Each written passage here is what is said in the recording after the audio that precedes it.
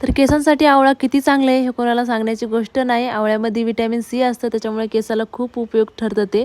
आता केसाला वरून लावण्यापेक्षा म्हणलं चला आवळा ज्यूस आपण पिलेलाच बरा. तसं अगोदरपासून मी पित होते, पण असं 2-4 महिने झालं ते बंद केलं होतं. आता परत कंटिन्यू करावं म्हणलं. टेस्टला चांगलं असतं, म्हणजे तुरट तुरट लागतं, नंतर चांगलं तोंड पडतं.